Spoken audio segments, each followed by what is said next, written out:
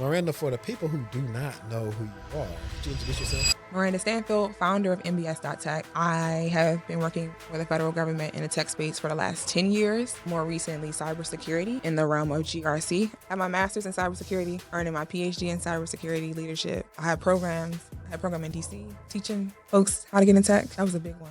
And I got Program of the Year for that. That was my very first year. Now, I know you started making I want to say either it's while you're getting your master's or right after it, but that's when you start making that big push for getting into policy-based. FedRAMP. Have you heard of FedRAMP?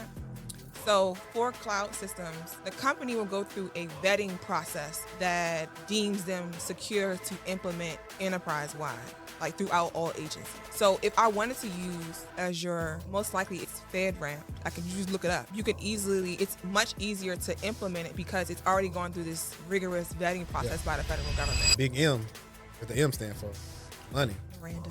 We trying to see, we pretty sure that from whatever you was making with the bees when it's them it up, yesterday price ain't today's price. Oh, yeah. That is long gone.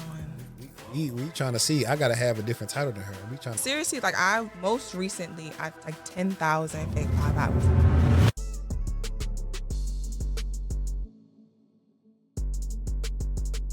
This video is being sponsored by Level Careers. It's 2024 and people are still having issues beginning in cybersecurity.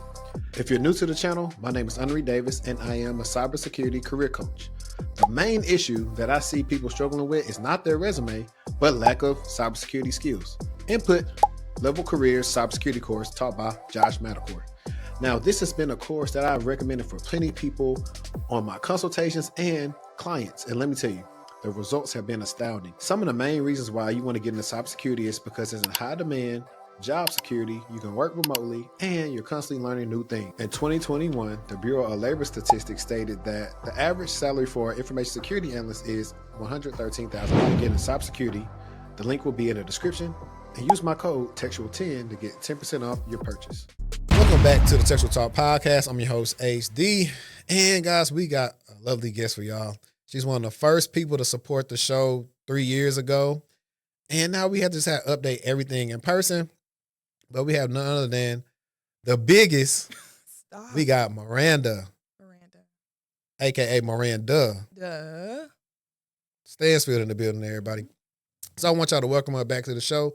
If you're listening on Spotify, Apple Podcasts, or any other streaming service, please follow us, leave us a comment. It helps us out in the podcast analytics. And if you're watching us on YouTube, hit the like button, bell icon, hit all so you can be notified when we dropping our content. All right. It's been a while. It's been a while, and we finally got you here. Right. You know me, I'm persistent. I'm like, listen, we got to get you on there. Yeah, and I felt like it would be much better to do it in person again versus over Zoom. So it's so funny that we've known each other for so long, but never met in person. Yeah. It's funny, that 3 years seemed much longer. Like, 100%. So many things have changed. Like at that time, I only had one child. Now I have 3. Mm-hmm. And I was working one job, and I moved a couple of times since then. So it just seemed like so much stuff is like taking off everybody. It's been a lot, man. I think back then you still were like on Twitter. I was definitely on Twitter. I don't know, man. Like, I definitely wish I could go find like some of that old stuff. Like, oh, y'all listen. I should call y'all curtains. All y'all doing was shading each other.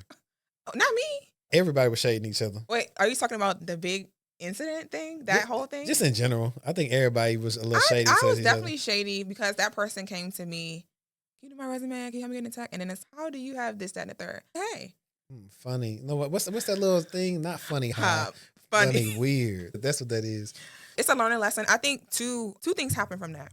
One, the industry viewed how Black in tech, how people came in Black in tech, their training, excuse me, much differently. Like there was just like this, it was so bad. It really hurt us versus helped us. No matter who got a job, how much people were making, in the end, we looked bad. Articles were coming down. People would have post like rebuttals or apologies.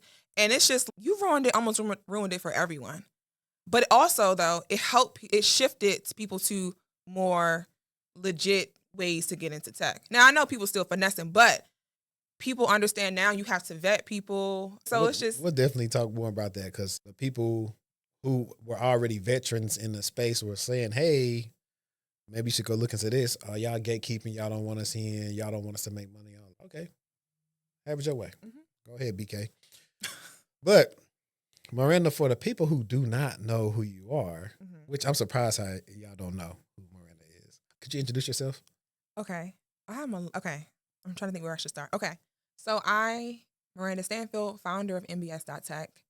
I have been working for the federal government in the tech space for the last 10 years. More recently, cybersecurity in the realm of GRC. I've had some technical roles, but I love GRC. I've done a lot. I have my master's in cybersecurity, earning my PhD in cybersecurity leadership, published research article, author. I had programs. I had a program in DC teaching folks how to get in tech. That was a big one. And I got program of the year for that. That was my very first year. Detroit, Baltimore. So I am just a true advocate for changing the color of tech, specifically cybersecurity. So that's me. Okay. The Black Widow. Wish I had my soundboard, give you some round of applause. I may add it there in the background. But no, that's what I'm saying. Like, back then you had all those things in the works, but now just look at it transpire. So to actually get those people to see a little bit more of you, I can't remember all the stuff we covered last time. Yes, sir. But just to do a brief kind of recap of your early life, how your dad inspired you to get into tech, and then we can start getting into that professional career and how's that been for you? Yeah, we grew up, my sisters and I, our family, we didn't start off with being a well-off middle-class family. But my parents were very ambitious, very intelligent people who grew up in one of the worst parts of DC, but wanted better for their kids. And that was private education. We were in sports. We had to play instruments. We had to do all these. My dad just wanted us to be well-rounded people. When it comes back to education, which our family values, he was in tech. He worked for IBM, one of the first Black people to work for IBM. And from there, after he left, he wanted us to go to private school, and so he volunteered to set up the school-wide network, and I helped him. So that was about 8. And I'm just helping image computers. And I'm like, okay, now remember, this is like the big floppy disk, like I remember imaging. So that was just like regular for me. But I didn't even know what I just knew I was helping my dad. And so him doing that work paid for our education to go to the private school. And then in our basement was like filled with workstations and all these different, and so monitors and keyboards. And so I'm just rebuilding stuff myself because I know how to do it. And so didn't even know that was tech. I moved on, fast forward, went off to college where I earned my bachelor's degree in international relations because I actually did so bad in undergrad that I just went to my counselor one day and was like, hey, with my credits, what can I graduate with? And I remember and I generally, honestly, up until college, I thought I was actually very horrible in like education. Like I did horrible.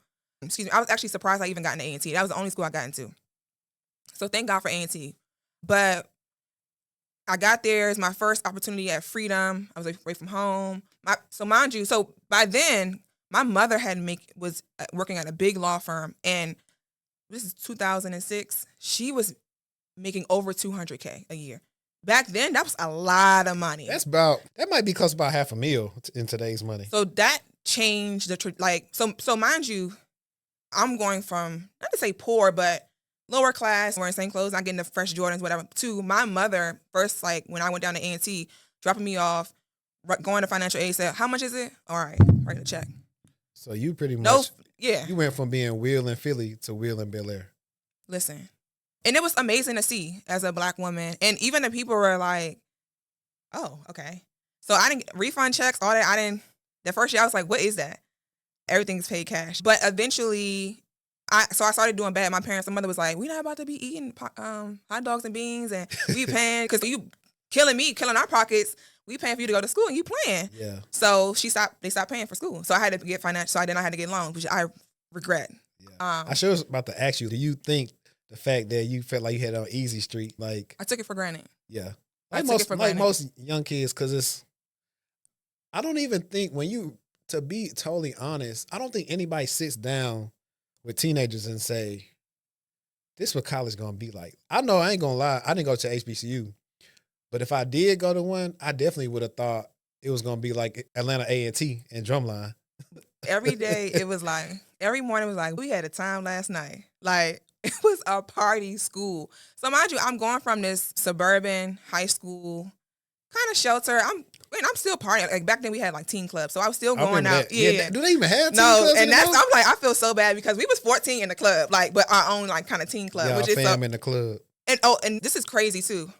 When my mother dropped me off at A&T, she gave me $10,000 to like last me. I was supposed to use it, but I was not equipped with the right financial tools to like not start buying True Religions. Yeah, you can't give a young kid 10 racks. Henri, when I tell you I blew through that, my mother was like, "What?" At least you blew through it. I'm imagining somebody like, man, I might buy me some work, dog, and get to flipping, man. I'll be funny. My mother was like, "Okay, here's some money. I want you to survive, but just enjoy college your first year." Man, you were just down there. You didn't have a car, did you? I didn't have a car. You couldn't have a car the first year. I'm about to say, because I was like, imagine if you would have had a whip. Listen, I just thank God every day. Everything that happened in my life was supposed to happen. Yeah. So fast forward, so my mother stopped supporting me in that realm. So I can still call her like, "Hey, Mom, I need some money for this," but it wasn't the big lump. It wasn't all that. I was going into the negative. "Mom, can you give me out of the negative?" Mm-hmm. She's like, "All right," and then I'll be like positive $50. That's it, because I done been in the hole so bad. Definitely learned that. Got my first credit card in college too. But so at the end of the day, I did horrible. I ended up getting financial aid. Grades was so bad, lost it. My dad, because his side of the family is from North Carolina. One of my cousins was on the board for financial aid. So all I had to do was like appeal it, and she was on the board and they gave it back to me. So I'm like, cool, say less, like easy money, nepotism. So I'm back partying, bad grades again, lost it again. And so I'm like, oh my God, like, how am I going to go to school? Mind you, I have a sister that's right behind me. She's at Spelman, and she's extremely smart. And so I'm getting to the point where I'm like, oh my God, my sister's going to graduate before me. And I had to face the fact that I was going to take me 5 years to graduate. Mm-hmm. You know, seeing my sister, like going to Spelman and seeing my sister graduate, like that's like really sucked. Like that made me feel horrible. And I really was like, okay, Miranda, you got to get yourself together. Because one thing you're not going to do, Miranda, is leave this school with debt, with nothing to show for it. Mm-hmm. So we're going to buckle down. And so I went home and I did some summer classes, because you have to, like, this thing with financial aid, your GPA has to be a certain way, weighted versus, it's just like weird. Once I got the hang of that, I understood like what I had to do. I got some credits that would allow me to like to help my GPA get up so I can get the financial aid credits versus, and did that, went back to school. And then my mom, so I ended up getting a job, and I paid for me to go to school. I became an NC resident, and I took one class and I paid for it. So I went one semester taking one class. And because I knew that would help me get things even up so I can get it. So finally, after doing the work, after doing long nights, going to the library, like I'm finally being a student, like studious. Yeah. Dang, it took you that long. Yeah. But it helped me. It helped me understand like perseverance, determination. So all a learning lesson. And so finally got my act together, graduated 5 years. Graduated international relations. I'm like, what am I going to do with this? So I ended up working I graduated, went to live in Costa Rica, where I learned Spanish 8 hours a day. Because I had this international relations degree. So I'm like, are you still fluent in Spanish? No. I'm not fluent, but I can speak Spanish. Don't let me get out this country. It'll come back. But I have been in a very high stress situation in Cuba where I could not speak any Spanish. It was so bad. I'll have to tell that story later. But yeah, I couldn't speak Spanish then. But yeah, so I went on, did that, came home, landed my first role at BAE Systems. It was an engineering program. They were funding an internationally funded missile program. And that was so mind you, still the girl that struggled in high school, undergrad, and now I'm at this big company. And I didn't even understand what it really meant. Working for BAE, getting a secret clearance, and then working with these type of people. So I was traveling. I was going to Arizona. I was going to the sites. I was going to the missile sites. So I'm traveling across the country, internationally too, because it was internationally funded. So we would have these meetings. And so I'm like, oh my God, these steering committee meetings. That's like my first taste of STEM. And I was working as like a project coordinator role.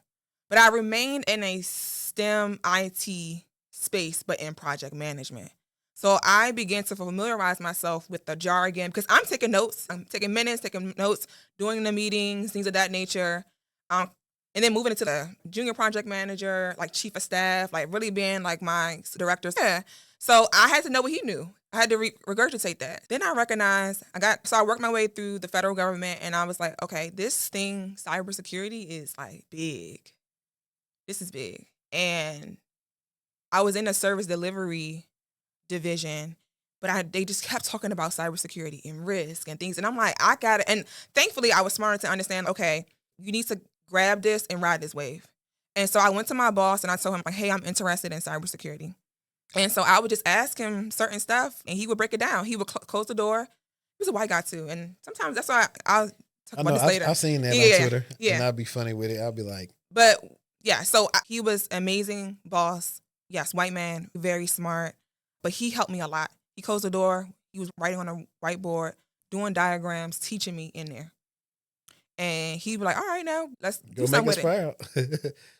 So then I began to move into the tech space. And then when I had a Black woman that was a director and she was in cybersecurity and she told me, and I told her, hey, her name is Samika McNeil. And I told her like, hey, I really want to get inside. I want to start getting this experience. And she was like, okay, I'm going to do, like, what are you good at?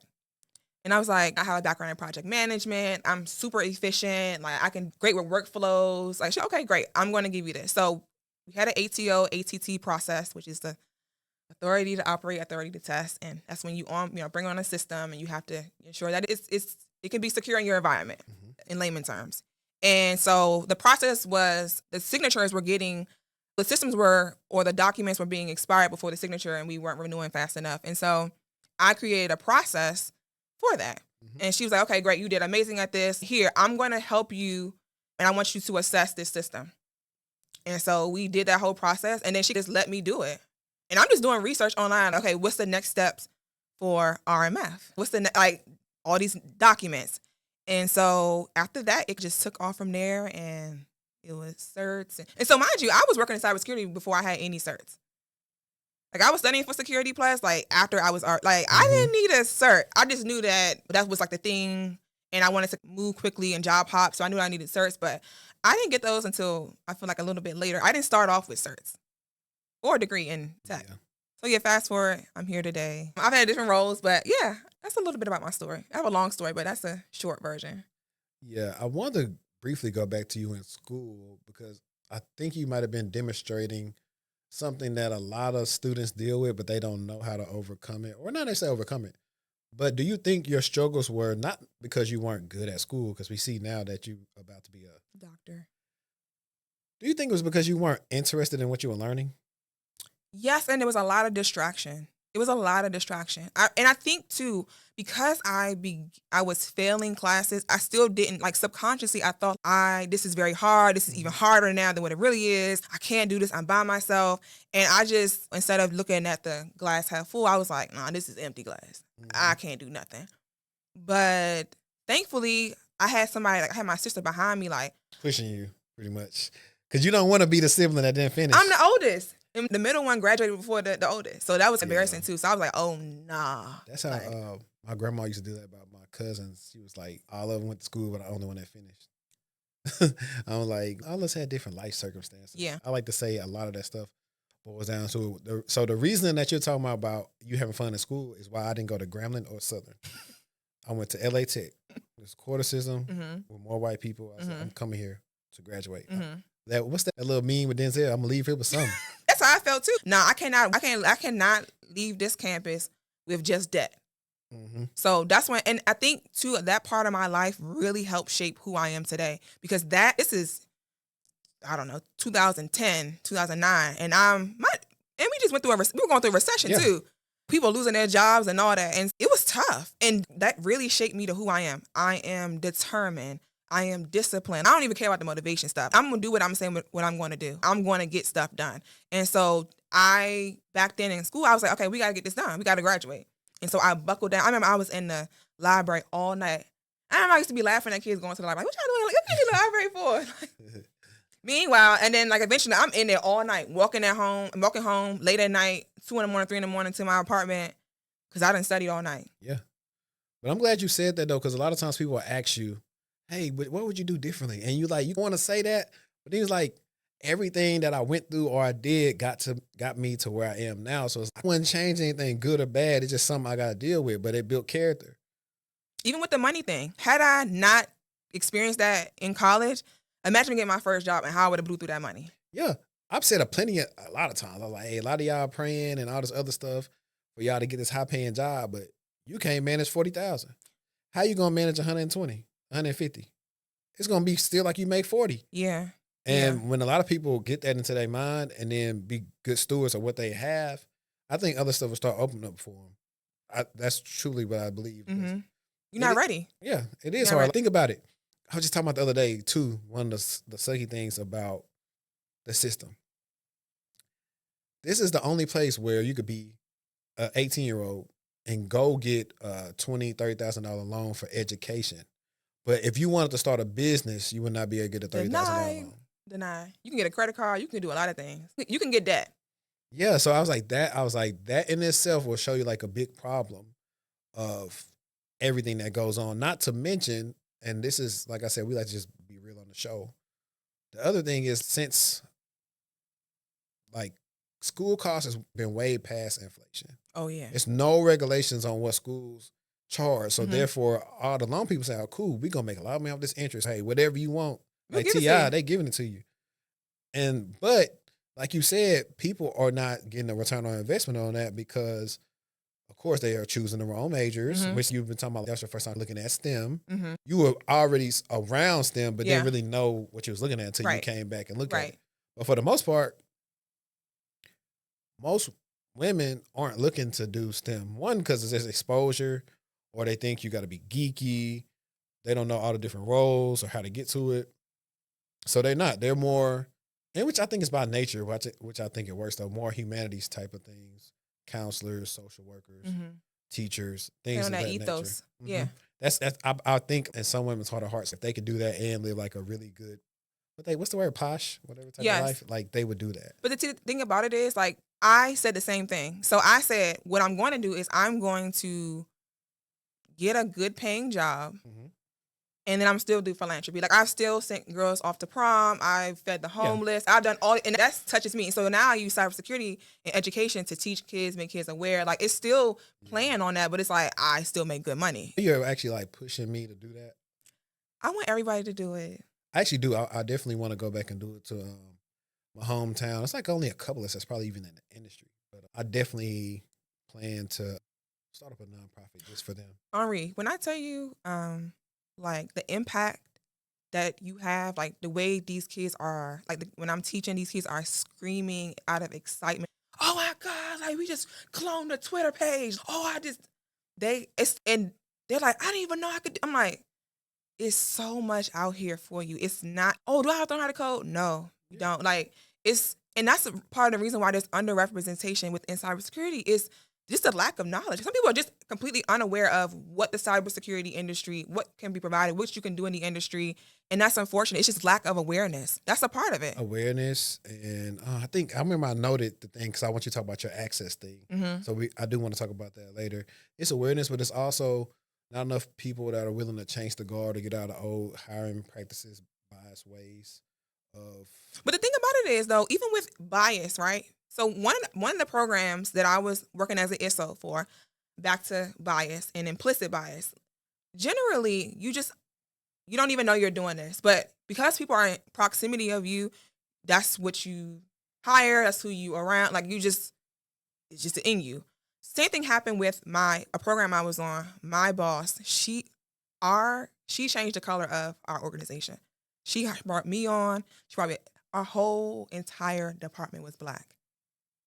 And then she left because she got in a position of power and didn't just keep it to herself. Like she poured back. Because sometimes a lot of people walk through a door and close it. Yeah. But nah, we have to walk through the door and then pull somebody else through the door. Yeah. And I think that's the part that kind of troubles me or really beats me up inside is that we have to be a community. And so educating kids, not quote unquote gatekeeping, you don't want to waste your time, but just like really just creating awareness around the cybersecurity industry and the job security our community could have. Oh yeah, I think that's a big one. And like I was telling you earlier, like I always try to bring one of my friends. Like I know they always say like your coworkers not your friends, but I've made two probably like lifelong friends from work. And whichever ways I can. One of them we work together like 3 companies, and like he show up for me, like he do good in the interview, and he get in.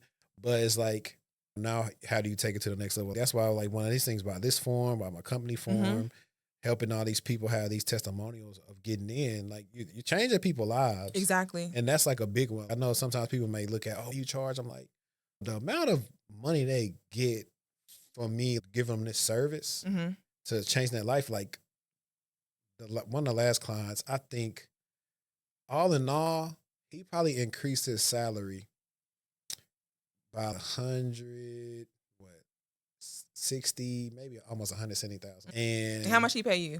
1,000. That's a heck of a return. Exactly. So it's like another guy, I think he got like a 30 or 40,000 like raise. So it's, because if you want me to do it, I got to put systems in place for it. But it's also the way that is more beneficial to me, because initially I went back to grad school to get my master's because I was like, okay, I'm going to be a manager. I'm going to get us in here. And I realized even if me being the manager, it's a lot of red tape with trying to do that. Absolutely. Because that's where we always talk about diversity. But one of the good things too about cyber is people with different backgrounds bring different things to the table. That a lot of people, if you're used to a certain archetype, you can always get that type of person. That's what you're going to be looking at. Right. Which may be cool, but a new person comes in and you may not even be thinking about them. Man, this person paying out to be like one of our better hires. And because they just have a different way of approaching everything, they're catching stuff that we are like biased that we don't look at. I know for me, every time I go to a new place, immediately I'm like, okay, I worked in so many enterprise environments. Let me see. Why don't we see this? Why don't we see this? Why do we see that? But the people that's been there forever, it's like the status quo. And so that's what you get when you bring new life in, or you bring new leadership in. Or diversity, because what I think about when it comes to cybersecurity, or my thought process, is completely different than a white male or a white woman. Like, just how we think. So you need the different perspectives in the room working against these threats. Like, you can't just have a one type of person doing it. It doesn't even make sense. Like, it's counterproductive. Yeah, I agree. Like, I don't know when I'm releasing this episode, but like, I've been going through like interview processes or whatever. It's been a long interview process, and I did an assessment. But right when I finished the assessment, they were working on probably offering another candidate. So I knew at that time I was candidate B, just because I finished my assessment after them. Needless to say, that candidate, I don't know what happened. Maybe they didn't pan out. They accepted the offer, so now they want to talk to me. Talked to the recruiter the other day, and it was like, yeah, the new CIO or CISO saw like your results. It was like, no, we have to talk to him. So it was like pushing in the final round. So it's like, if you got the same people there, I may not get that look. Right. Or whatever. Because now all this is the other thing too. I tweeted the other day about like more scenario-based assessments are probably a better way of testing versus even just the interview. Sometimes, like, I know one of my big things is interviewing is I know the stuff, but sometimes I may not formulate it. And you may want to hear A, B, C, D, E. But normally when I'm working, my A and B is together at the same time, maybe C and D is. So sometimes when it comes out, it's not coming out like that. And sometimes people can't differentiate. We mostly, everybody like multitask while they're at work. Like, I might be letting this search load up and then I'm going to do this and I'm coming back to this. I'm like, that's like how a process is. But when you can see what I put on paper and that speaks for itself, you're like, okay, let's check this guy out. But yeah, sorry for that little soliloquy, but those are the things now that I think about now. If I've been in like 10 years, it's different. We always talk about, how you get in, but now I'm one of the people like, how do you progress? How do we stay in? Exactly. That's the hard part. I know people that's been doing the same role forever. And they're like, man, I've been in my role 5 years, whatever. Like, why I'm not getting these calls? Like I was thinking about the guy about the resume. I'm like, this why. Your resume, you're not displaying some of your best skills. Right. And 9 times out of 10, when I talk to y'all, and I get y'all to tell me about y'all day-to-day or stuff y'all done did some stuff that's not on the resume. Right. Like a lot of good stuff. Say, y'all don't brag on yourself. Y'all don't do a good job of bragging on yourself. And see, what I did, though, when I got my opportunity, every little thing, like when I got my first opportunity into cybersecurity, every little thing I did, I added to my resume. And I took one thing off that was project manager related. So I started building this cybersecurity type of resume. And I'm like, I'm taking all this stuff out because when I leave, I want to present all the things I did related to cybersecurity. Forget all that PM stuff. Yeah. I'm going to be cyber. So every little thing I did, I put on my resume. Yeah, now about to ask you, I know we're back into like your first job. You didn't have any certifications, but you decided to go get them because that first job was the ISO role, right? No, I had another cyber analyst role before that. Okay. Yeah. So that's the role you're talking about where you didn't have the. Yeah, and the only reason why I got it is because I asked a guy.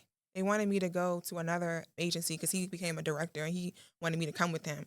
And he was just, and I was like, okay, what do I need? What else do I need? I'm about to go to this, follow with you to this organization. What do I need? He was like, just get some certifications, get this, get that. It's just like good for on paper, but I know you're already equipped to do the job. Because Like government stuff. when they see the nepotism, okay, how you get here? Because you got a lot of PM background, but he was like, just do this. It's Yeah. The funny thing too is like now the real, like I tell people, the real gatekeeping is them just not wanting to hire you.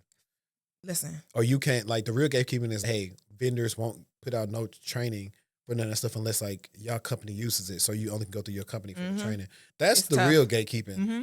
that people are not aware of. Like it's only certain tools, like we were talking about earlier, you can only access them or get access to them when You get the working. job.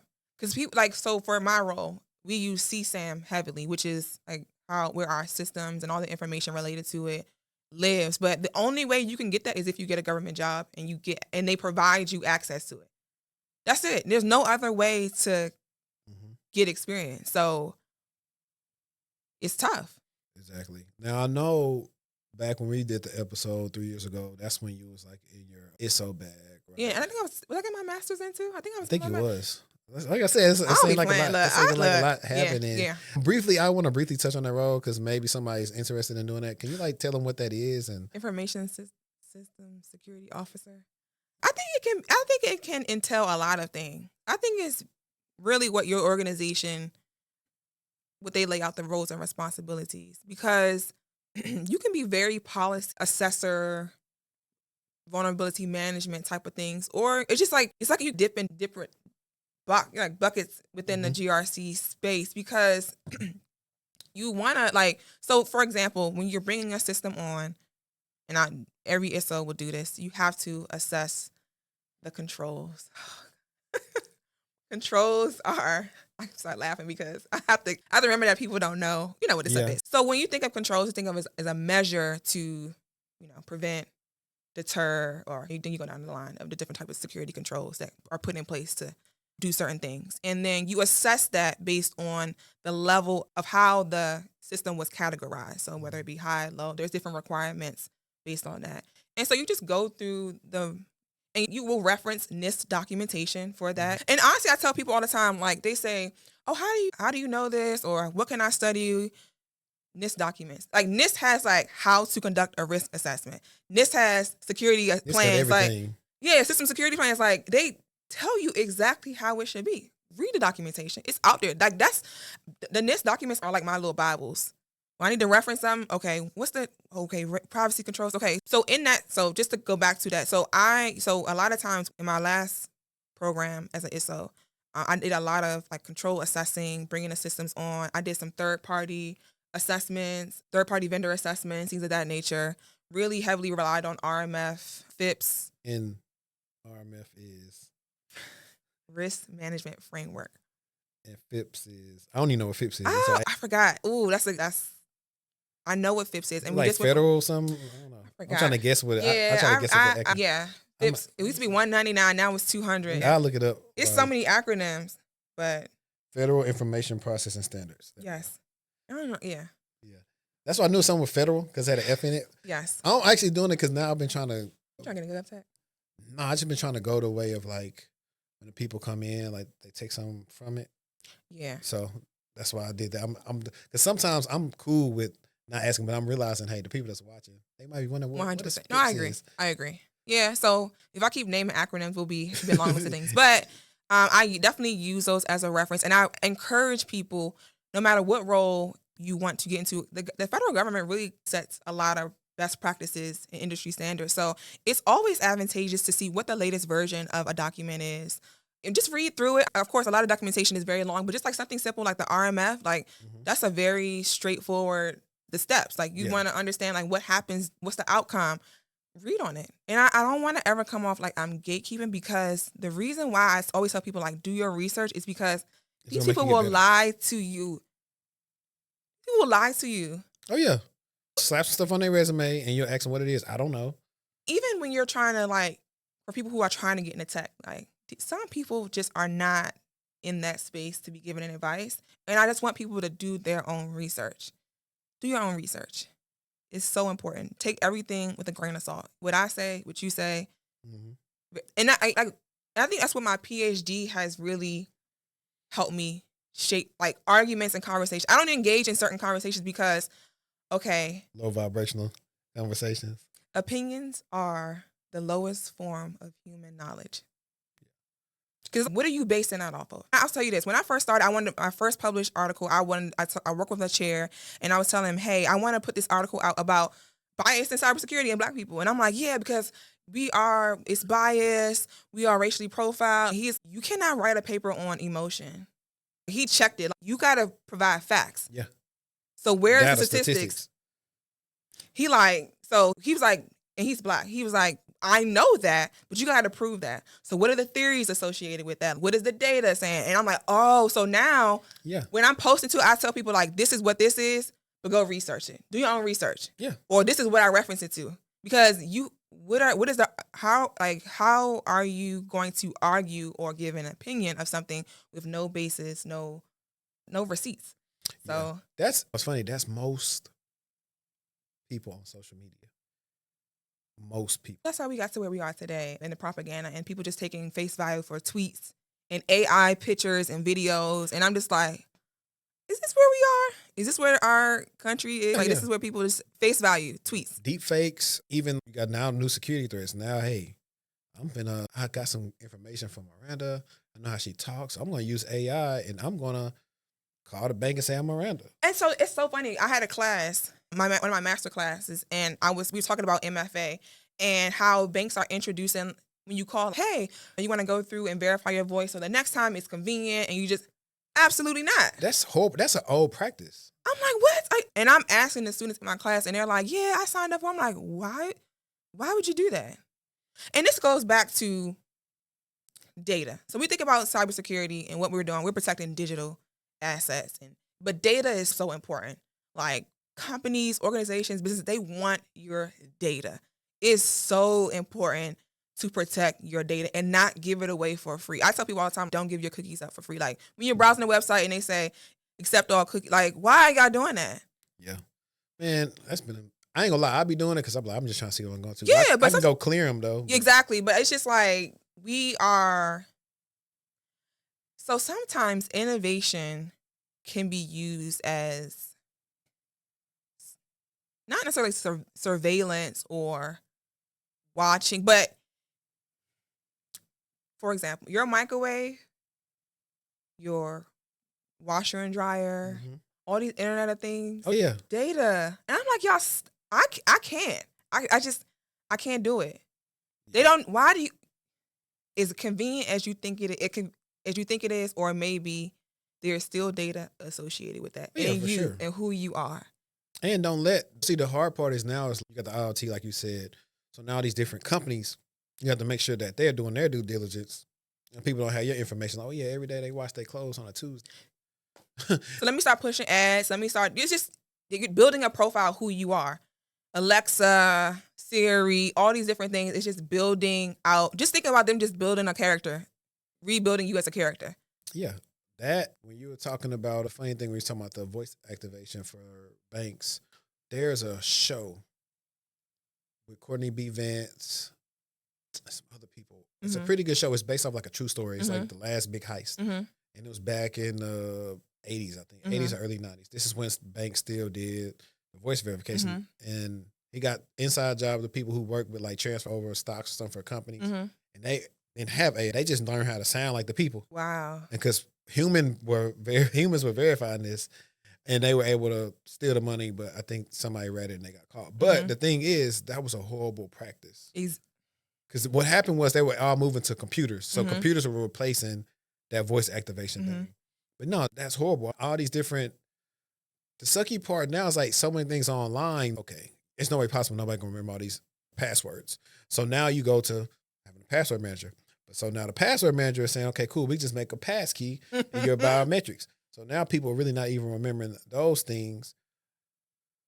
We just giving up stuff for convenience or for innovation. I Okay, know. fingerprint. Okay, eye scan. Oh yeah, oh my God, I'm gonna be late for my flight. Or I'm gonna miss my flight. Let me go through Clear. Now your eye scan. Yo, what? Yeah. I know it's just like it make our life easier. It's Are like you reading the terms and conditions? Are they selling your data? Are you gonna 23andMe? They're going bankrupt. What's going on now? I never believed in that. I never believed in sending my stuff out to somebody to tell me I was related to somebody. Come on now. I feel like you I can just really make don't something up. Yeah. So now that they're going bankrupt, what's going to happen with the data? That's one of those People gonna plans swab too. their mouths and sent their DNA in. Yeah, like how long are they gonna have the data on file? And that's funny that you're talking about this now because this actually makes me want to bring Erin back on the show because she does data privacy for Google. And that's some of the things we talked about, like data privacy. Because when you think about it, you never think about, hey, how long these people got our data? Are they selling it? Because remember, they're going bankrupt. So how are they going to pay off their debts? Listen, I just got a new phone number. And how in the world am I getting hit with spam calls? Bro, I tell people all the time, if you getting spam, your number is out somewhere. Yeah, I was like, how is whoever sent me some fake thing? Oh, your DoorDash code. But they're so stupid. First of all, most businesses use that. I think it's like a 5-digit number. It's not a cell phone number. If I had time and I feel like getting into house, I would say a nice try. Listen, when they write me on Instagram, I'm like, I work in cybersecurity. Please stop playing with me. But you know what? My grandmother was about to be a victim of getting a text message about USPS. She did have a package coming. She did receive a text message. She went all the way up to the post office. She's smart. And said, hey, I got a text message. And the lady's, it's not real. And I'm like, oh my God, Grandma. Yeah. My granny too, she called me every time something happens and be fake Microsoft support calling her. She was like, they called me and said this, but I unplugged my computer so they can't do nothing. Did she see that movie? What's that movie? Is it a Beekeeper? Yeah, Beekeeper. Yeah. So I'm actually going to Afrotech after this. I'm going to Houston Monday because I was hired to work for this organization and some of the students are coming with AI pitches and solutions. And one of them is for senior citizens who are one of the most vulnerable people or class or group of people out there, demographic out there. And they're trying to create a solution for them to spot or be able to fact check or what have you, like drop the link that was maybe sent to their text message or email to see if it's a phishing or what have you. But I think it's so important to remind us, like, we do have these vulnerable groups of people that could really be affected by this. I think this is where, like you said, the AI pitch, like I got Gemini on this phone where Gemini does have access to your text messages. I know it's only going to get smarter. The hard part, I think, would be like what type of grant or provision would provide senior citizens with all type of smartphones with AI. But since they don't really know how this stuff looks, the AI says, hey, already predictive. Apple and them will say in the text message, this may be spam, or you get a call, it might be spam. So taking a step further, this may be spam. Or Twitter does a fact check when somebody's lying on something. And so maybe AI looks at it and say, hey, USPS would never contact you in this manner. They only contact you by these methods. So I think things like that are make for great AI security awareness pitches just for regular use. I agree. And also, too, I think going back to GRC, which is heavily focused in policy and processes, how does the federal government really just catch up to this wave of AI chat? It's so much data that people are willingly pushing into a system. Like, how do they regulate that, govern that?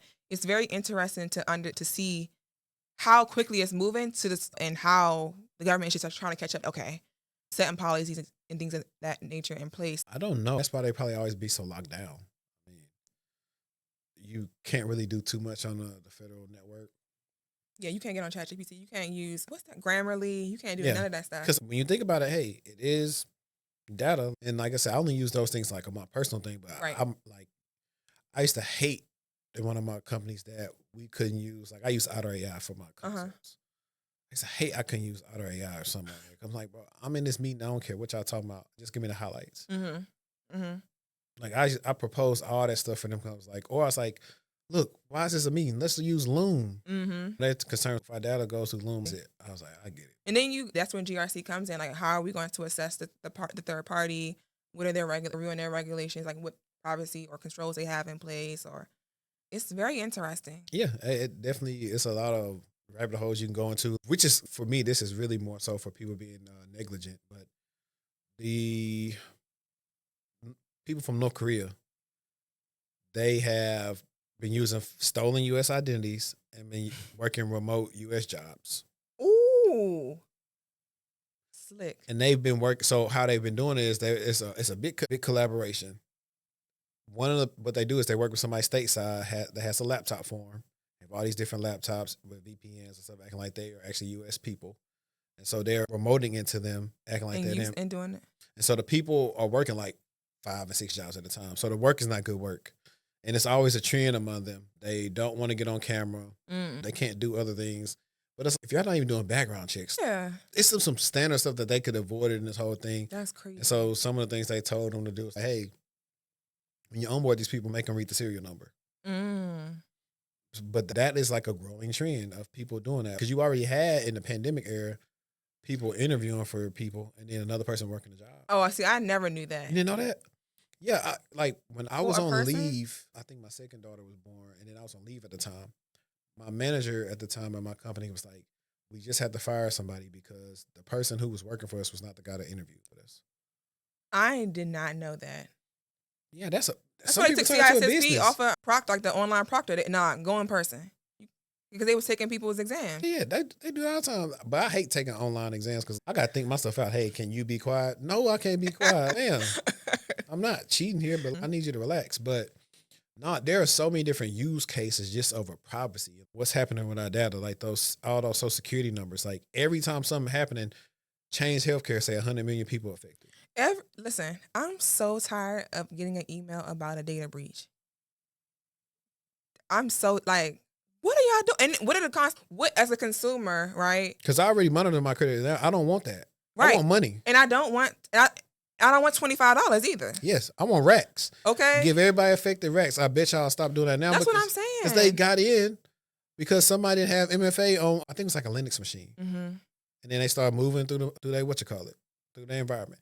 But the whole funny thing about that whole freaking incident is they paid the money, then the groups that was working with each other, somebody ran off on with the money, so some people didn't ever get the money. Did they lock it down again? This stuff be better than like reality TV if you actually start following this stuff. Yeah, like think about it. There's no honor amongst thieves. So why would a thief promise to give you your cut of money? It's crazy. I always tell people think about too, our critical infrastructure. Remember that time when there was a ransomware attack on the gas? It was a gas or oil company. Colonial Pipeline thing. Yeah. People could not get gas. And it's a trickle effect. So now people can't deliver food. It was crazy. And I said, but I want people to think about that on a much larger scale. Yeah, that's just, and we glossed over it when we talked about the 100 million people affected. Not only was people data out there were days and weeks people couldn't even get their prescriptions filled. Exactly. So I like for people to think more outside of just the spam text messages or the email. Think about an electrical grid in the U.S. Yeah, we be cooked. And it's weak. They know it's weak and they always attacking it. Oh my God. And I think too, that is the way forward for war. Because bringing down an electrical grid in the U.S., it would be, and think about that's like for a week, 7 days. Full on pandemic. People can't, like, hospital. Like, I don't even think it got to be 7 days. I honestly think it could be a minute or two. Remember what happened with the FAA? Remember planes couldn't take off and land? Oh, you're talking about... I'm just saying, like, just think of different things, too. Yeah, you're thinking about what happened with the Microsoft and CrowdStrike. Was it a patch? It was a patch, and some of the companies didn't have, like, up-to-date systems, and they didn't have good IT teams. It's all the disaster recovery, your change management process, like, also, like, for whatever reason, CrowdStrike was granted a kernel level access that no other platform has, and that happened, like, a lot of different lawsuits. Like, it was crazy. I know. And that's why I tell people, this is the field to get in. It's not going anywhere. Right. It's not going anywhere. We still haven't even touched on quantum computing and the encryption that they think how it's going to break the encryption. I think it's going to be. It is. The federal, we are actually doing activities that are working to understand what quantum computing is and how we can get in front of it. Because I think everybody's in on that. I know IBM has Watson, and I know Watson beat the best chess player in some really whatever. I think so. A while ago. So I'm like, Yeah, I don't know, man. I'm low key. I ain't nobody trying to live in the iRobot times. Elon, just at That's least what I'm about. I'm me like, either. I'm not. I'm not. because I looked at it too from not out of a cyber perspective. I looked at it a realistic perspective. We covered this last week. I think Destiny and I did, and we're talking about how the robots aren't going to cost that much. It's going to be like 29 G's. That's like buying another car. Mm-hmm. So I was like, okay, let's do the math. People say, okay, cool. You know what? I don't want to hire people no more. I'm gonna hire the robots. So I can hire them I could pay for them in the beginning, and that's gonna be much cheaper for me. I don't have to pay them no payroll once after I pay for them. Same thing. I saw they have a robot that does lashes, robots that do nails. They doing like the bartending. Yeah, they got them robots in McDonald's. Yes. So that's all. I'm one of the few people who are like, I hate grocery shopping. I'm like, fam, y'all raised the prices, and now I'm checking out my own food. I need a discount for checking myself out. Mm-hmm. It don't make sense. How am I paying MOF and I'm To do checking the myself work. out? And we waiting in lines when y'all could just have cashiers. See, back in the day, it used to be like 1 or 2 self-checkouts. Cool. And then 5 Then you regular had express lanes, then you Right. had regular cashiers. I'm like, go back to that. I like interacting with the people when I check out. I don't want to do this, forcing me to. If that's the case, get rid of all the self-checkouts and just put all the apps on, like all the apps with the shopping stores we got, and let me check out as I'm shopping. Yeah. What's Amazon? Is it Amazon? I think Amazon, I think Yeah, you Costco just got go something in and like out. that. You just in and out. You just charge her.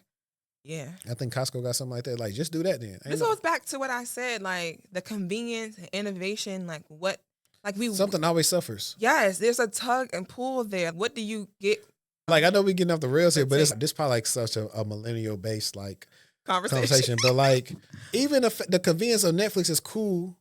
But think about when you was younger, when it was fun to go to the movies, or you went and got a movie from Blockbuster or Hollywood Video. The time you spent with the family, the popcorn and all the good stuff, like that stuff don't really exist no more. Or kids going outside and playing and not being on their iPads all day. Yeah, that's like a catch 50-50 because these people out here crazy. They can't drive.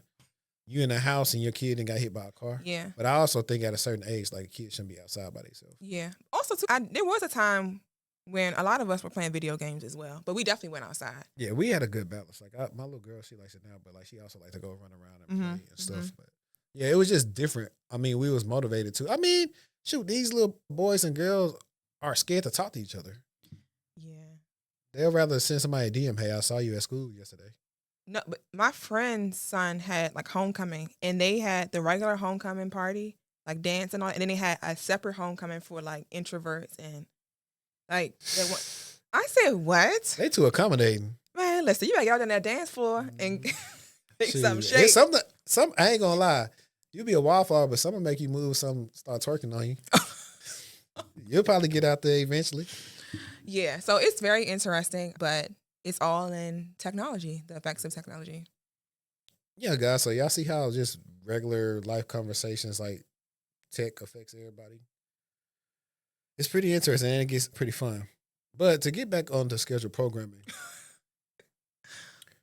Now, I know you started making I want to say either it was while you're getting your master's or right after it, but that's when you start making that big push for getting into more policy-based stuff in the cloud, right? Correct.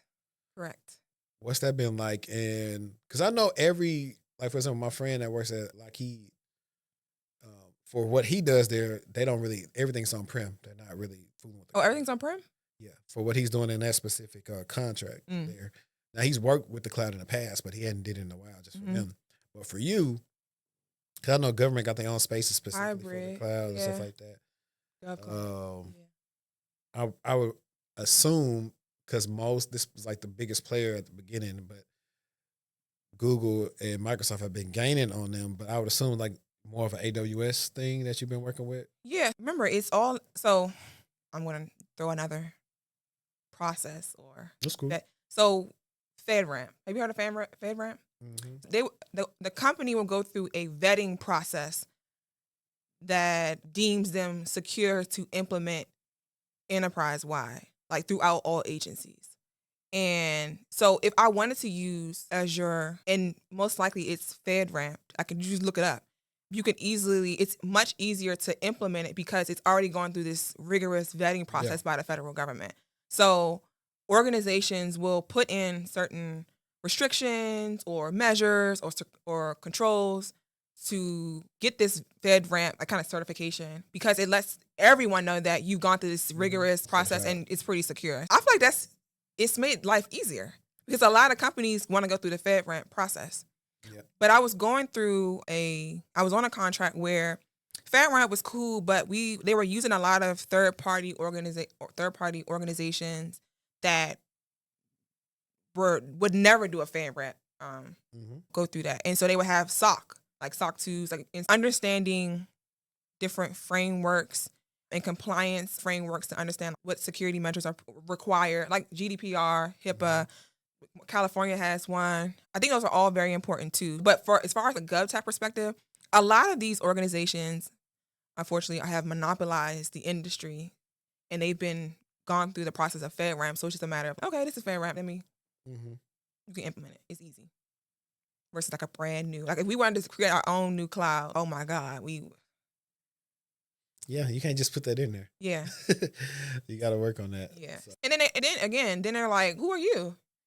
Okay, it's low cost, and you say you're just as good as Azure or AWS. Like, how do we know? And it's just the competition is so hard to compete with Microsoft and Amazon and Oracle and just.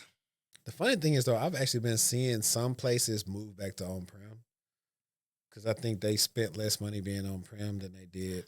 Really? I thought that cloud was supposed to be cheaper because you can scale, you use what you need. Well, I think some people were probably using too much, or they wanted more control of their hardware and their infrastructure. And then maybe data centers. Granted, all it is data centers. Yeah, I was going to say that. Yeah. But I think there's money and resources behind keeping a data center up, maintaining it. And for sure. But it goes back to then you get into DR and and it's just, you want to have stuff readily available. Speaking of, I know just putting this on game about like her and I guess her investment friends. I need to ask her how that's going. Like they put in for a data center. Oh, that's cool. Wow, that's smart. Yeah. Ooh, that's smart. Ooh. Yeah, that's all. Mika, you are very smart. And you and your friend. She is. That's a smart move.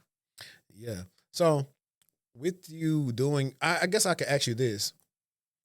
Because I have also seen now where people who are trying to get into GRC, because the biggest thing about GRC, you get in GRC easy. It ain't technical. It don't take no time to get into GRC.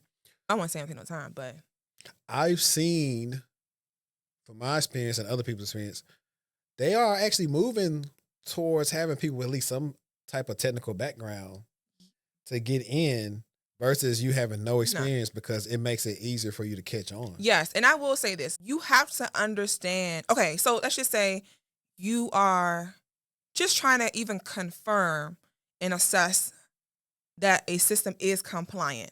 Or let's say a new policy comes out and you have to implement it. So now you have to understand what measures or controls you will use so that you satisfy that and being compliant.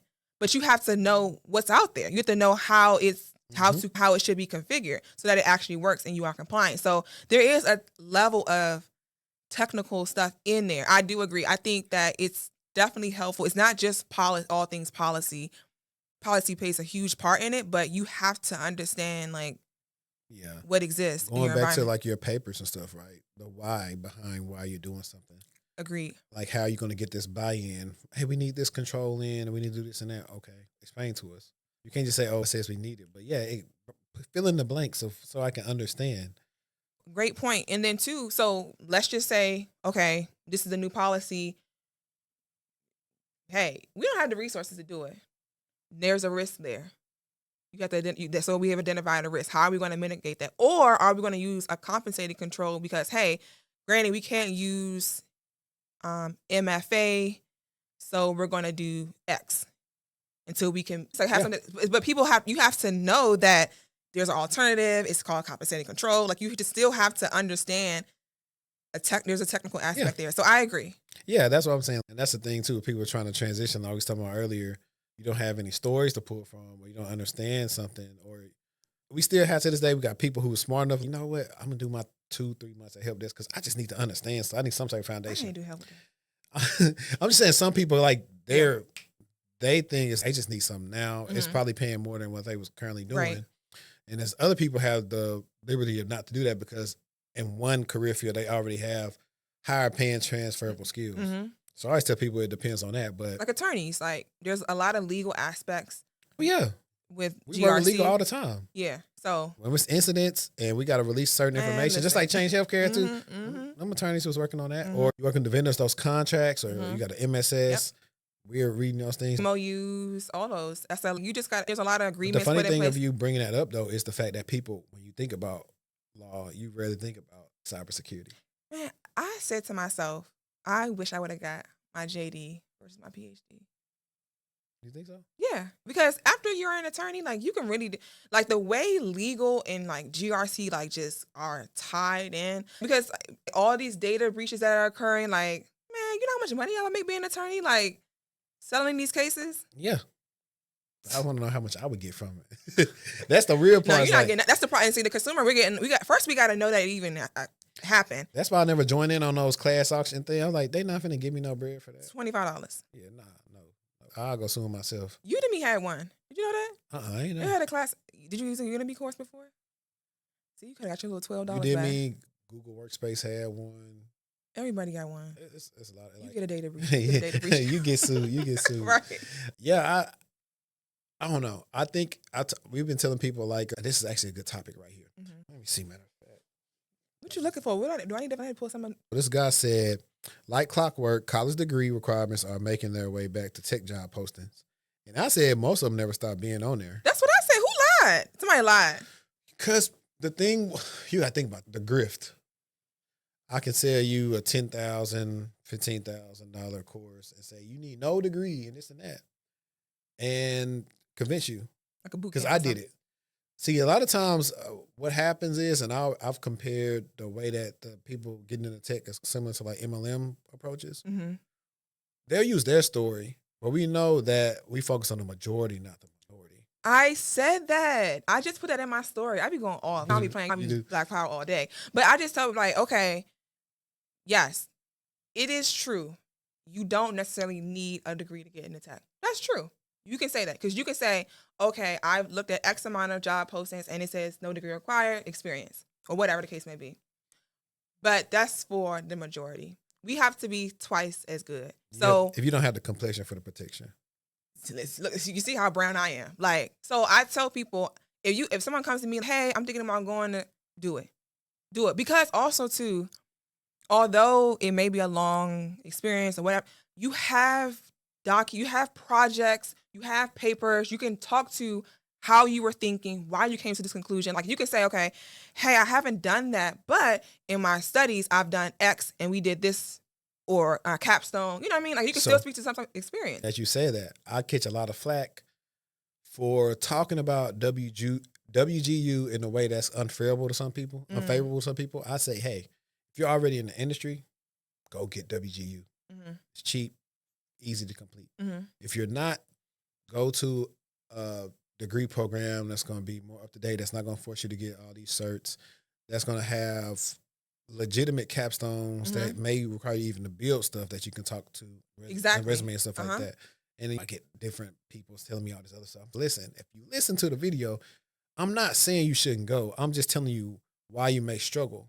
Not only that, other people are struggling because they're going there getting the new degrees that are not yet on job requirements. Like, you don't find really too many job requirements asking for a cybersecurity degree. So it may not be that beneficial. Go get one that you'll see all the time. Oh, must have majored in computer science, information systems, data science, software engineering. Get something that's already on there that people have seen before. Because the stuff that you learn in there, you can learn in your job. Right. So it's like all those things. And I know what it is. If people spend some money on something, they don't want to feel away. I wouldn't want to feel away if I spent money on going to school. But at the end of the day, it is what it is. And a lot of people don't realize I'm always coming from a place of dealing with actual clients. I'm not coming from a person that's just opinion that just want to make headlines. Like I'm always basing off of who I'm talking to, what their experience are. Yeah, the data. And my whole thing too is there's a lot of people that say you don't need a degree in tech with a degree. Excuse me? You are not a product of that. So I never engage in that. Go get a college. If you want to get a college degree, go get it. You want to get, and don't get like someone called me and they want to do a consultation. They're like, yeah, I'm going to get a humanities degree. You're going to waste your money. Right. Yeah, it's at such and such school. It doesn't matter. The name is just the name of the school and the price that comes with it.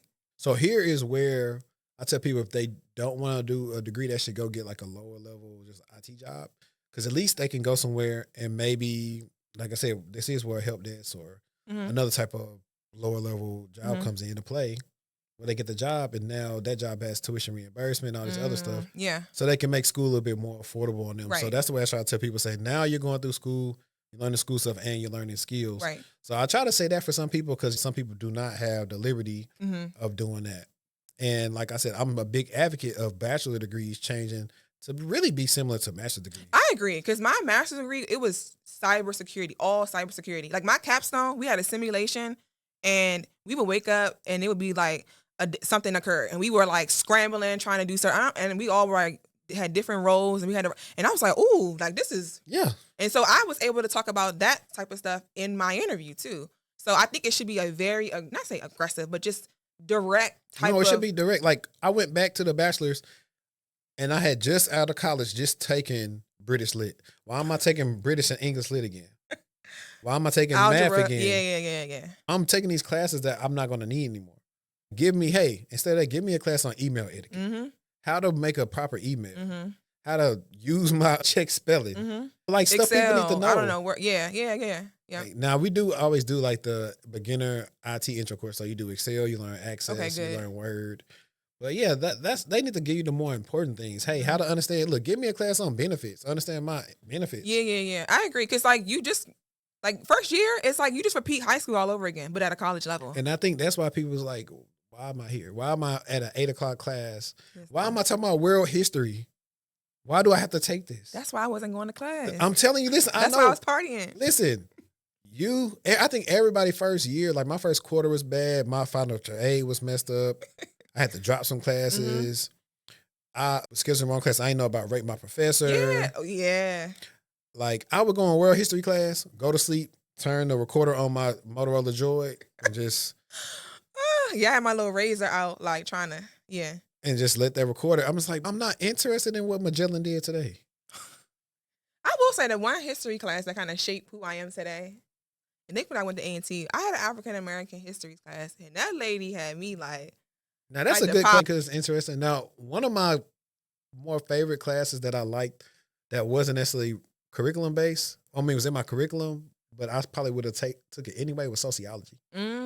We did an exercise, and it was like, hey, I want you to write. I forgot what groups of people we picked, but like write these. What are they called? Stereotypes about stuff. And you found out every group talked about each other. Black people talk about black people. The Native Americans talk about Native American, white people. Like you found out that, so it was funny. Like he was a really good teacher. Like taking those type of classes, sociology and like psychology, which is, I will say, to get into cybersecurity, especially when you want to do like insider threat or something on the blue team, psychology is an underrated major. 100%. And so I didn't realize that until I got into my PhD program, when I had to find theories that were applicable. So even, for example, people who avoid like STD testing, like these avoidant behaviors, right? Same thing that maybe like seem hard or they just don't like. So there's a theory for that, and you can apply these certain type of theories to how people act or things that occur in like cybersecurity. Yeah. Like one of my papers is actually, I think that the article I posted about the barrier in African Americans getting into cybersecurity, like there are theories that I did in there that are applicable, like the why. So psychology is so important. Yeah, definitely, because all you're doing is you're trying to think about you and the hacker chess game. Why would they do the things they do? And then you think about what type of things will come up in insider threat. Like who's this person related to? That's the other thing with the North Korean things. Those people, or no, this is the thing too, where I say a lot of what I think is going to happen too, a lot of the companies getting over hiring people to work offshore because it's cheaper. I think a lot of that's finna go to the wayside because we find out, it's been studies showing that those people sell American data and stuff to their country. I mean, why wouldn't they? Yeah. So I think a lot of that stuff is finna come away because certain people are having their like contracts, because I'll get hit up all the time for a SOC lead, SOC manager. Yeah, they say, hey, they only want Americans working in this SOC Mm. for this thing. Mm-hmm. I was like, yeah, because Yeah, they don't U.S. want you to citizens. use Yeah. all this data. Yep. So we see those things happening, and we see like human behavior, like when it comes to phishing. Mm-hmm. Oh, did you know I got this picture of you? Oh, your mother died, or I saw what you did. Hey, all these things, or sometimes they don't even start at that extreme. They just act like they know you. Yeah. It's like when a guy or a girl's like trying to get something out of you, so they just befriend you long enough so they hook you in, and maybe the day your boyfriend, girlfriend broke up with you, and that's when they pounce. Mm-hmm. Similar to the people on, they not necessarily throwing you efficiently, they just acting like they know you. Then eventually, that's when they come in to compromise you. They're just trying to get you to respond back Exactly. so they can figure out all the information they need to see. They might act like they're a real vendor. Yeah. I even get text messages now. Hey, Miranda, are you in? Yeah. What the? I'm like, wait a minute. What? And I'm like, who you got for a vendor? AT&T. AT&T had the big breach. Yeah. Hey, Miranda, you there? Are you in? Did you come in today? Listen. Yeah, so sometimes they won't say my name. They'll say, oh, Dad, this is so-and-so. Who is this? I'm like, oh, yeah, you got the wrong number. It's like you just trying to figure out who you texting. Yeah, that's true. Yep. So they can just start building up. Yeah. Next time I'm tell them this Dirk. It's Donald Trump. They're like, oh, great, perfect. You heard about his attorney? Like his phones were just hacked. Who? Trump's, his attorney, his phone, their home. Oh, I ain't surprised. Yeah. They said people in Iran was like related to allegedly shooting him. There's a lot of stuff. Really? That's what I saw. If it's wrong, I'll fact check this after this. So I know I put noted on your story because you were talking about access. Ooh. I want you to dive into that. I'm gonna pull up my little notes too. And two, if you follow me _Miranda. We'll have all her stuff in the description. Or MBS.tech. I have linked one of my articles that I published, and I created a framework because I am definitely passionate about people, my people, and I created a framework called Access Now, and it really outlines how organizations can close the gap in hiring African Americans or Blacks within cybersecurity space. But there are a lot of root cause behind why there's only 9% of Blacks in cybersecurity. Right, yet we make up 13%, I think, of the country. Correct. I think it might be more. I don't think a lot of people are doing a census. No, they're not. Yeah, I used to work for the Census Bureau too. They're not.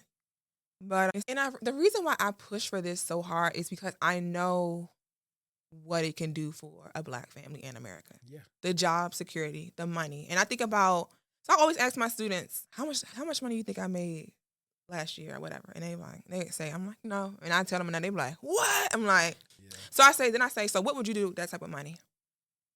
I would fix up the playground. I would buy a house. Mm-hmm. I would buy a car. That's cute. I fix up the playground. Yeah, like they were saying, I'll do a rec center. And I'm like, that's exactly it. That's what would happen. Yeah. So it's crazy because I grew up in a Black utopia, what I call a Black utopia. Yeah.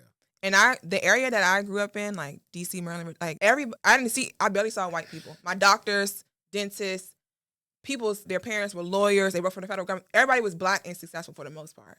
Yeah. And so it's just like very interesting because our neighborhoods look nice. Like it's just a trickle down. I think it's just the effects of what's happened. You can say gentrification, but also just the way that the labor force is now. Stuff went away from inner cities, manufacturing, and all that stuff. So then we got more white collar jobs. Right. But now in certain states, that's not there. Because in a perfect world, I would have never had to left Shreveport. I could be there because it's a Black city. Mm-hmm. They got very nice areas where you would see like a lot of Black people who are professionals. In a perfect world, you had that. Out here, I think that's more, I could be wrong, but South Dallas, like the Mansfields, the DeSotos, I think that's more like where those people stay at. Mm-hmm. But the only con of that is all the work is on this side of town. Oh, okay. So you would have to be doing too much unless you was working remote. Mm-hmm. So that's like all the different things because that's such me. That's the thing like I've always thought about with the kids. I just need them to get to a district where it's a decent spread. Mm-hmm. Where they're not going through those things to where like you see some Black girls think they are ugly or something. Right, because they look like them, knowing that their bodies are different. So it's like, oh, I'm fat, or I would have never had to deal with that. I'm a boy, but I know little girls. Yeah, absolutely, go through that. Absolutely. You know, like I used to, like when my daughter was growing up, I was like, put that white doll down, pick up a Black girl. Like, why you pick up the Black Barbie? But it's unfortunately that's what they see on TV. That's who may be famous. They don't get to see themselves. And I was like, growing up, my father, he didn't we watching the Cosbys, we was watching Friends, like we I got my Gullah little Gullah girl. Island, like everything. You know what's funny? Yeah. I have my kids like most of the, if it's not every morning, we either watching Arthur or we watching the Island. Yeah, like so much so to my little girl know the theme song. I know that's right. So yeah, so shout out to millennials. Yeah, so I just but the reason why, and I will say this, I really feel like I was put on this earth to honestly do what I'm doing. It's for me, it's always impact over influence. I don't care about the amount of followers I have, the amount of likes I get. I know I was put on this earth to advance African Americans in this country through cybersecurity. I know that I because everything that happens in my life aligns with that. yeah. Like everything it does. Like I get the most amazing opportunities. I'm putting I meet the right people. Yeah. I know it's like, oh, I'm always getting confirmation of that. So me leaving, and I think I say this too, like legacy is what you're remembered as after your death. And so whenever I go, leave this earth, I know I can rest peacefully saying, and people are gonna be like, oh yeah, I remember Miranda, Miss Stanfield. Like that's what's important to me. The new VP. Yeah, that's important to me. You know what I mean? Yeah. That's my mission. I don't care about nothing else other than advancing and educating my people in cybersecurity. So whatever that looks like, if it's for the students, if I got to travel, that's what I know I was put on this earth to do. Because yeah, Miss Stanford, yeah, I remember I met her. Yeah, I'm working in cyber now. Yeah. I think it's funny. I think when we go to Afrotech, a lot of people are gonna be stopping you. Like, hey, I saw you on YouTube. Because it happened to me 2 years ago. Like my channel wasn't even as big as it is now. And like you said, I feel the same way. Like I've had consults this week where people are like, yo, man, I've been watching the content for a while. I really rock with you. It's like you may not be getting like the lofty numbers, but you're doing good work out here. And you're right. Like I met you through this. I met so many people from doing this. And as a kid, I always got trouble for talking.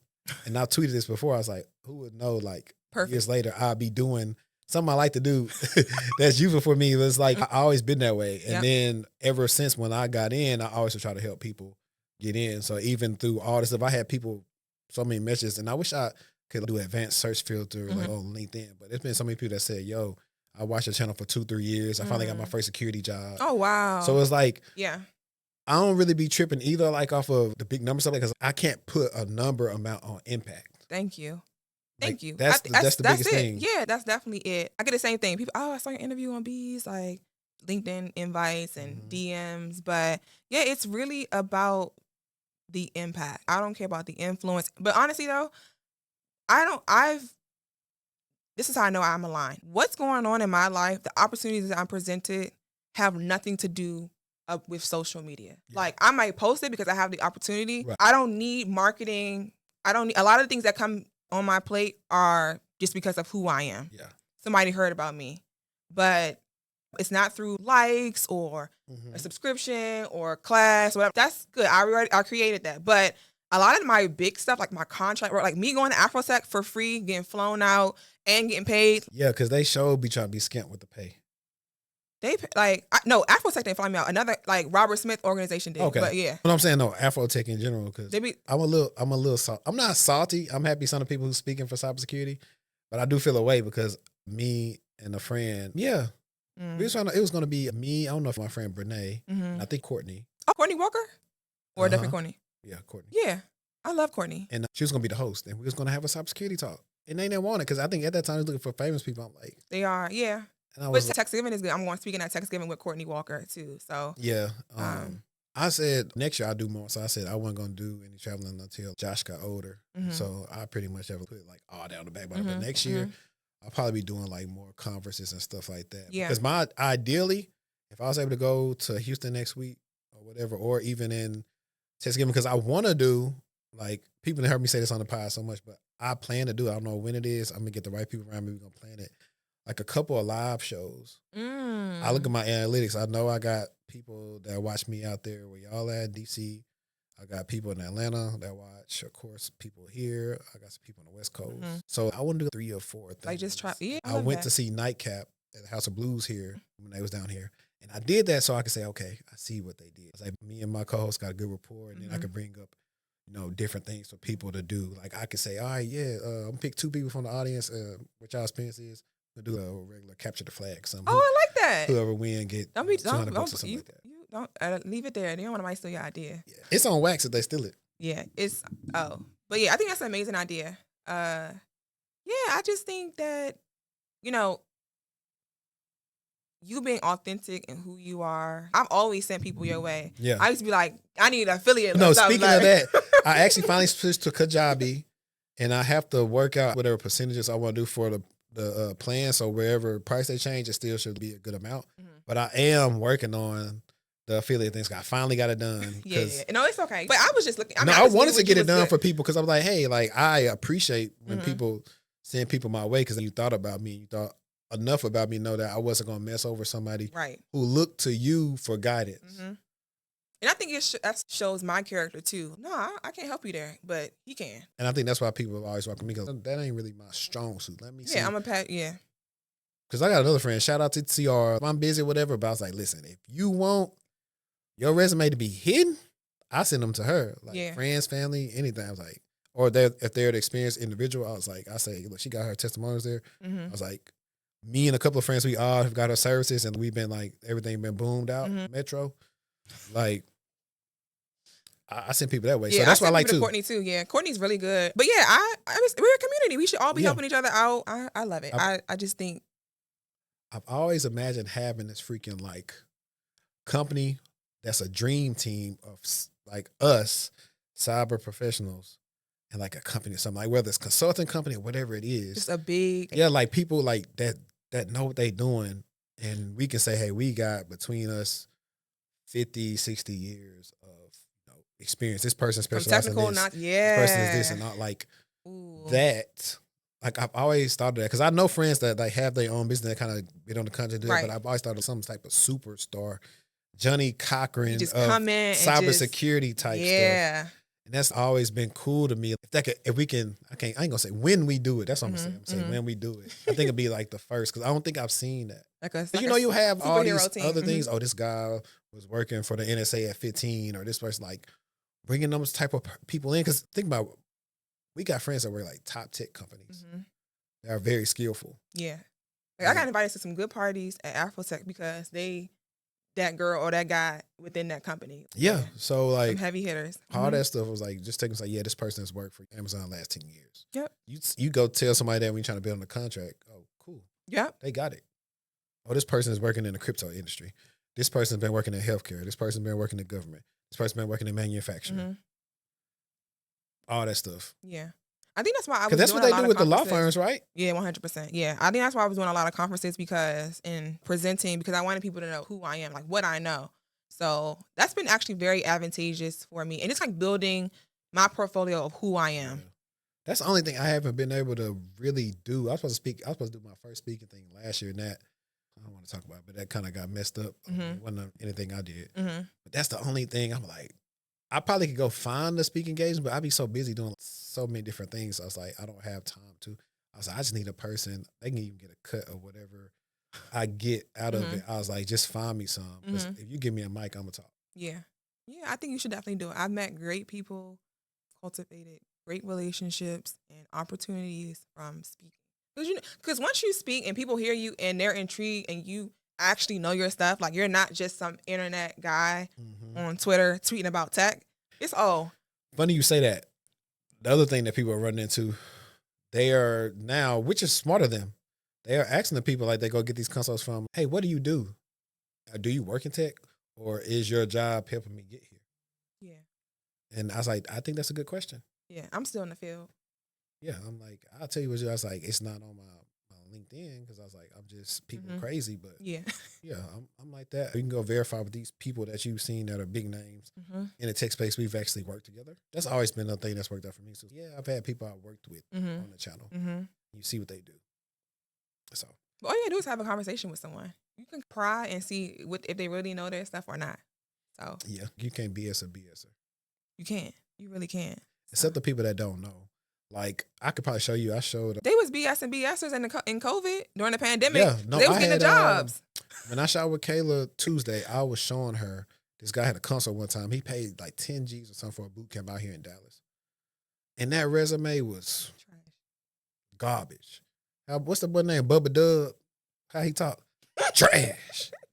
That thing was, man, I can't believe he paid that money for that. Because they be charging people like 8, 10K to get 3 certs. What kind of certs? Like A+, Net Plus, Security Plus. Come on now. I promise. Stop it. Because people have been taught, hey, if I get these certifications, I'm going to go get a job. And I wish people stop getting so hung up on certifications. Like, being cert heavy with no experience and can pass the test, that's I'm more for practical certification. practical. So when they come to me, like EJ, yeah. I tell them go get Blue Team level 1. All stuff like that. I was like, get that. I was like, I honestly think one day comes here going to go to being practical. I think it should be. Because they weigh more if you can actually do the stuff versus memorizing that way.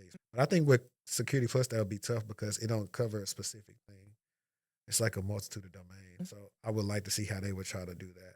I saw A+, they do have lab environments where they have to click and plug in stuff and do all that. I guess they'll make them do the labs again. I don't know. But then I got to think about how much do those labs actually simulate real life. Some I do for A+, though, because for A+, they work. Hardware help that stuff. Yeah. Now, guys, this is actually just been like, honestly, this is really like how me and Destiny shows go. Because they didn't really need an introduction or a long life story. They need to be entertained, but also educated. Okay. I always ask these things on the end because this lets people actually listen to the end. So we already know, like, the funny thing, the running joke on social media is if you call a woman big money, you lost her. Oh, my God. But we definitely know she's big money. You can tell. Anybody who's dressed in like normal colors and is real subtle, they're always going to have an accent on them, a couple that's going to let you know they got some money. They just let you know they got money, but they ain't trying to show it from a mile away. That's her right here. You think so? I know so. Okay. I'm glad I have some sort of like quiet luxury to me. Yeah. Anybody dressed in all black definitely got money. I received that. I think but no, so. I will tell you this. So I had my interview with Bees last fall, and I was not prepared for that. And Bees was like, your interview is doing well. People were writing me. I even saw the number. I was like, wow, I got that many views, and people, it's inspiring. And I'm like, wow, I was not prepared to, I wasn't prepared for that. But what it did help me understand is that I know what I should be doing. And so December, I said, all right, next 2024, I'm going like all gas, no brakes. And I kid you not, January, I got a call. We want your program in a DC public school. Did that. It's just like opportunity after opportunity. I'm speaking here. I've really been disciplined and really worked my butt off. And yeah, it's really shown up today, like in my success. I'm going places for free, people paying for it. It's just crazy. But it's all in me just like saying, okay, I'm going to do this. I'm going to get this done. And real quick, I actually wanted to bring MBS.tech up really quickly. You named, let me see if I'm going to get it right, if my listening skills was working. You said DC, you said Detroit, Baltimore. There you go. I have one that's like a little bit outside of, I'm getting into a middle school actually this month in a middle school right outside of Baltimore. It's in Anne Arundel County. But I have these things going. Yeah, let's talk about it because in case anybody from a school that needs these services is listening, what are you offering? I offer one-day workshops for cybersecurity to get students aware, and it's always hands-on and fun. The students love it, but I just allow students to get the opportunity to be exposed to cybersecurity, what the industry looks like, and their opportunities there. It's always engaging. It's always fun, and students are like, oh, can I start working for the FBI? If you want to, you can. There's a job for you everywhere. I tell people all the time, whatever company, organization is out there, there's an element of cybersecurity there. They had to have a cybersecurity division. You have the opportunity there. So I do that. I offer that for the kids, my babies. And then I also have things for adults. Like I did a master class that is self-paced. It has labs, like people can speak to, like adulting a. I wish you would have bought it. I know, doing like risk assessments. It's on my page. You can just send a link in the bio or my website. And I have I'll put a community. a picture right here. Yeah, and I have a community as well too. And we do like monthly mentorships, and we had member of the month. I paid for her CISA exam. We just had 3 people passed the CISA last month, moving into GRC. So all my stuff like for adults is really GRC center, and I would never take away or add anything that is not related to that because GRC is really what I'm good at. But I've adopted the chapter, the Women in Cybersecurity chapter at A&T. I've adopted That's them. the WESIS, right? That's how you say WESIS, Yes, right? yep. So I adopted them. I went down, I spoke there, and I'm adopting them. So I'm going to mentor all of them and stay with them until they graduate. And even after that, Delaware State, there's some in Maryland. It's a Boys and Girls Club that I just had a meeting with last week. So that's in the works. It's a lot of things going on. Yeah. So I'm just praying that if I continue to put in the same effort I did this year, next year, that I will continue to grow. And they might have to ask me, like, so do you work in that field? I'm like, no, I don't. But I'm also a professor, though. I'm a professor, Yeah, too. because I was like, man, at what point is girl gonna be so busy enough that she just gotta leave her job alone? Yeah, so I think to allow me to stay relevant in the field, teaching, like I teach at a university, same university I graduated and got my master's from, I teach now. I'm an adjunct professor there. So that I always want to be in the education space teaching cybersecurity. So that allows me to stay relevant from that perspective. So if I'm going to be working, it's going to be from that realm. So yeah. Okay. So you was talking about, all right, listen, guys, we finna wrap it up. But she was talking about her mom was big money back in the 2010s. Big M, what the M stand for? Money. Miranda. Money. We trying to see we pretty sure that from whatever you was making with the B's when it's them with up, yesterday price ain't today's price. Oh, yeah. That is long gone. We trying to see, I gotta have a different title than her. Seriously, like most recently, it was like 10,000 for 5 hours of work, and it's just all about like, Miranda, what's your budget? And also too, I had to be really confident in asking for what I believe my value is. I would definitely have imposter syndrome, or I'm like, maybe that's charging too much, but no, like this is my price. Yeah, and they got the money. They need to shell it out. They got the money, so yeah. When you break that down, the numbers are there. So I feel it. It's all there.